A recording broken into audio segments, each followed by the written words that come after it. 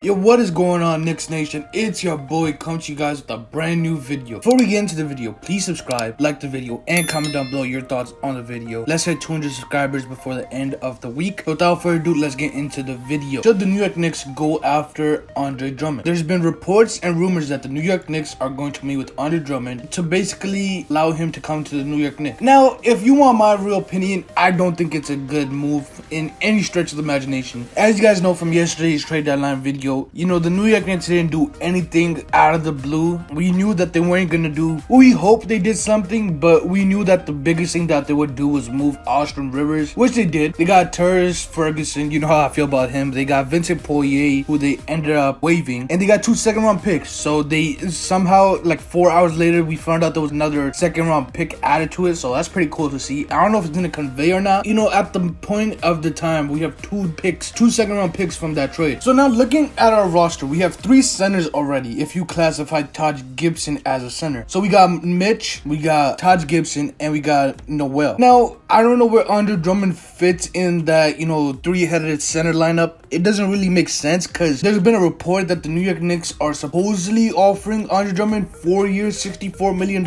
and I don't understand why in any stretch of the imagination. Now, don't get me wrong, Andre Drummond is a decent player. He's not a winning player in my opinion. I do not want to see him on the Knicks. That's just my opinion. He is a good player. He gets you 20 and 20 on any given night, 10 and 10 easily. So he is, you know, a better rebounder, if you want to say, than Mitchell Robinson and Allonzo Noel. But is he a better player? Like, is he a winning player? All the teams that we've seen Andre Drummond on have never been winning teams, except, you know, that 1 year, I think, on the Pistons where they were actually good. But if you exclude that, he's never been on a winning team. So I don't know if he's a winning player. Sure, I get, you know, he's going to give you 20 and 20, but you're going to have to set him up. You're going to have to give him the ball in the paint. So you're going to have to let him just work in the paint by himself, which can be good because Mitchell Robinson can't do that at all. He's just a lob threat. Nerlens Noel's the same thing. Taj can give you a little bit of, you know, work in the paint, but it's nothing too crazy because of his size. He is still decent, but he's not what Andre Drummond is. Andre Drummond can work in the paint and get